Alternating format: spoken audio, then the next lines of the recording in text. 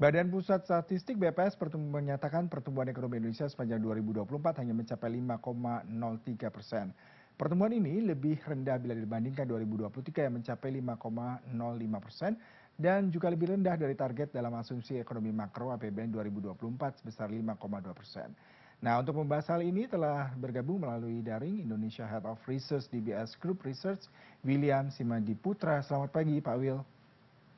Halo, selamat pagi Pak Yuda. Ya, ini kalau kita bicara mengenai BPS ini targetnya turun ya, meskipun cuma sekitar berapa persen dibandingkan dengan ekspektasi.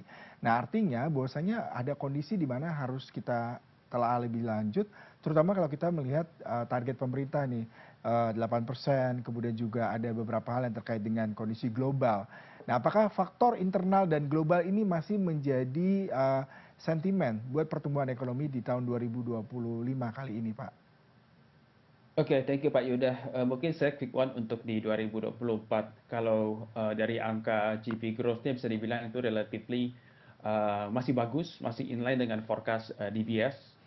Bisa dibilang walaupun kita memiliki momentum election, ada pilkada dan juga pemilihan presiden, namun transisi bisa dibilang cukup smooth dengan pembentukan kabinet yang cukup dirasakan capable untuk membawa Indonesia mencapai momentum pertumbuhan yang lebih tinggi ke depannya. Yang perlu kita perhatikan di laporan GDP kemarin adalah di 4Q ada pada di consumption, local consumption, yang di mana ini juga akan menjadi fokus bagi pertumbuhan atau driver pertumbuhan di tahun 2025 ini. Di mana kalau kita lihat sekarang ini kondisi kenaikan UMR dan juga tekanan inflasi yang juga sudah mulai menurun, harusnya menjadi salah satu landasan kuat untuk mendukung permintaan atau momentum permintaan lebih baik di 2025 dan juga dapat menopang pertumbuhan GDP yang lebih baik di tahun ini. Di tahun ini DBS kita mentargetkan GDP growth 5,1% ya, lebih tinggi dibandingkan di tahun 2024 kemarin. Mhm. Pak Wil, kalau kita melihat ini sepertinya ada stagnan ya, kalau kita melihat pertumbuhan ekonomi kita tidak pernah lepas dari 5% dalam beberapa Ya. kurun waktu terakhir ini. Nah, kalau tadi Anda katakan dan juga pernyataan dari BPS yang mendrive adalah pertumbuhan ekonomi kita dari konsumsi. Tapi di sisi lain inflasi juga berpengaruh, bagaimana masyarakat sepertinya berhati-hati untuk mengeluarkan uang. Nah, bagaimana Anda bisa melihat kita kebijakan maupun bisa mengakselerasikan pertumbuhan di atas 5%, terlebih kalau Pak Prabowo sendiri menargetkan di 8%. Ya, thank you Pak Yuda. Kalau kita lihat dari history dalam bisa dibilang beberapa tahun terakhir ini GDP growth kita emang berkisaran di antara 5%. Untuk di 8%, apakah itu hal yang memungkinkan? Menurut kita itu memungkinkan, Mhm. tapi dibutuhkan cukup banyak ambisi untuk menaikkan produktivitas dan juga produktivitas untuk industri-industri dalam negeri. Kalau dari kita, dari DBS, kita lihat ada 3 hal yang paling perlu kita perhatikan untuk mencapai GDP growth 8%. Yang pertama adalah higher capital investment atau lebih banyak investasi dari sektor sektor yang dimana dapat memberikan pertumbuhan atau pertambahan nilai seperti di sektor tambang, infrastruktur, dan juga dari peningkatan kualitas sumber daya manusia di Indonesia melalui kebijakan yang lebih seperti makan siang gratis, begitu lebih ke long Mhm. term, namun juga lebih ke peningkatan kualitas pendidikan. Yang kedua adalah peningkatan untuk mengcapitalize foreign direct investment atau investasi dari asing ke Indonesia, di mana investasi asing ini bisa dikatakan dapat membantu Indonesia untuk menemukan jalan yang tepat untuk mereform secara overall bagaimana kita melakukan aktivitas bisnis dan juga akan meningkatkan chance atau kesempatan kita untuk mencapai pertumbuhan ekonomi lebih tinggi. Yang ketiga adalah balik lagi investasi pada human capital atau pada sumber daya manusia. Indonesia bisa dibilang memiliki dividen atau plus point itu demographic bonus. Kita memiliki rakyat yang bisa dibilang muda dan sangat berpotensi.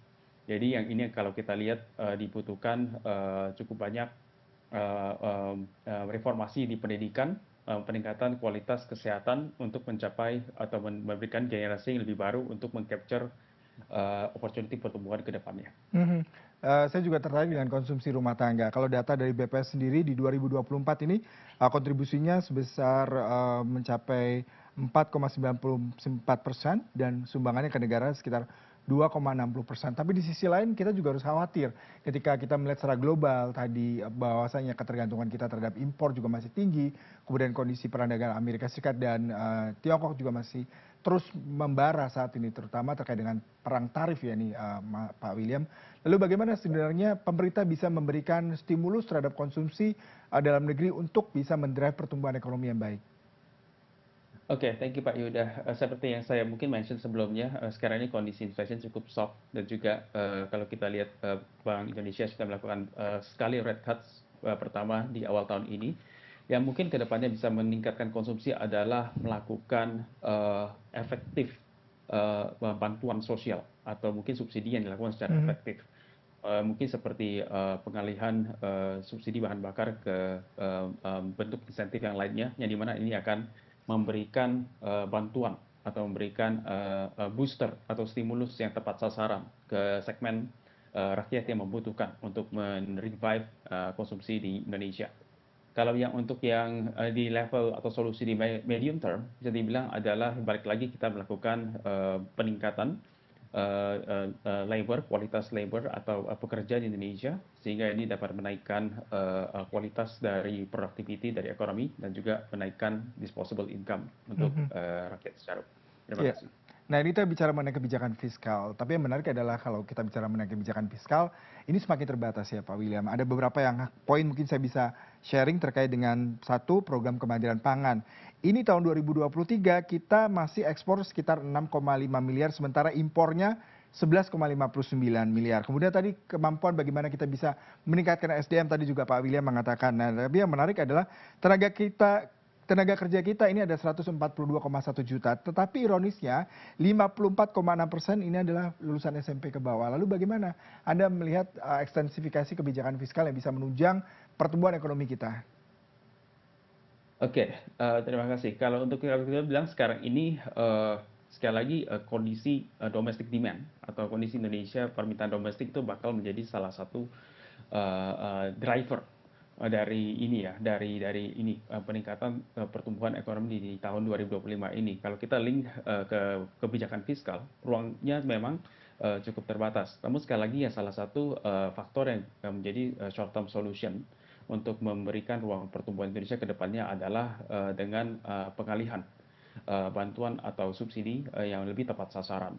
Mungkin yang salah satu yang kita sekarang ini sedang perhatikan adalah bagaimana kita mensupport dari program pemerintah seperti makan siang gratis dan peningkatan kualitas sumber daya manusia melalui ini ya level pendidikan lebih baik, di mana ini yang harusnya bisa memberikan solusi terhadap pertumbuhan Indonesia ke depannya. Secara overall, kita bisa dibilang sekarang ini dalam waktu jangka pendek ini beberapa hal yang bisa difokus adalah seperti peningkatan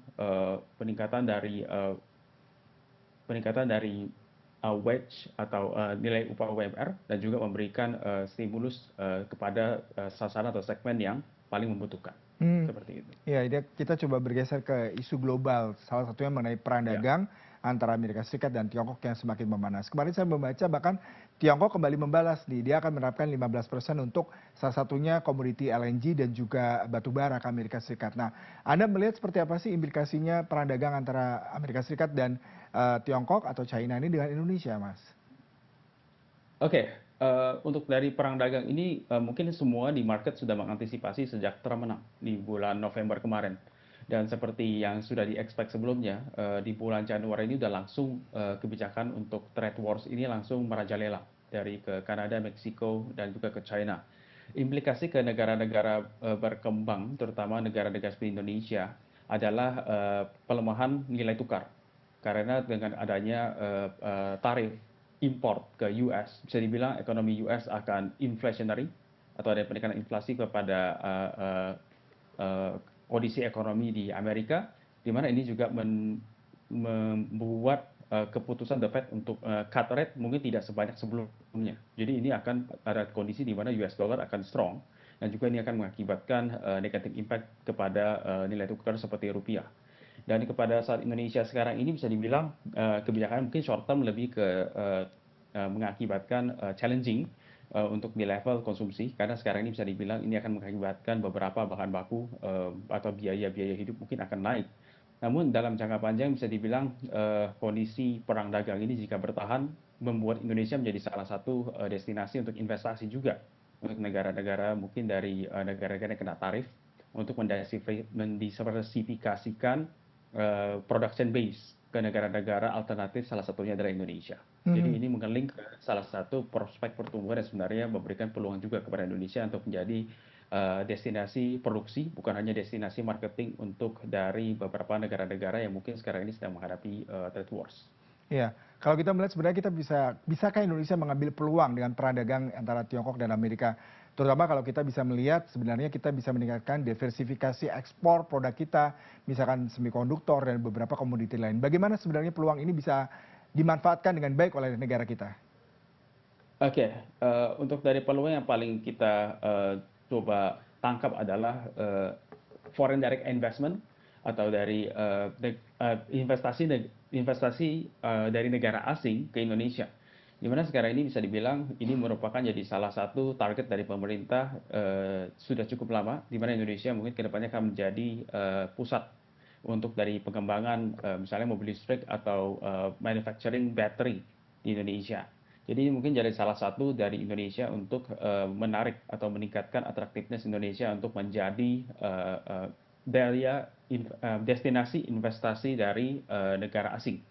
Yang perlu kita persiapkan mungkin lebih ke yang sebelumnya kita sudah mention, salah satunya adalah kesiapan sumber daya manusia dan juga infrastruktur lainnya seperti tenaga listrik atau tenaga power yang mungkin komposisinya lebih besar di komposisi renewable energy.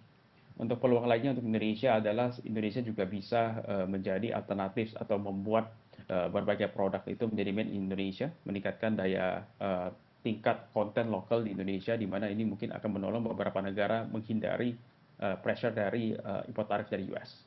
Baik, Pak Williams Simadiputra selaku Indonesia Head of Research di BS Group Research, terima kasih untuk perbincangannya pada pagi hari ini Pak, salam sehat selalu. Terima kasih.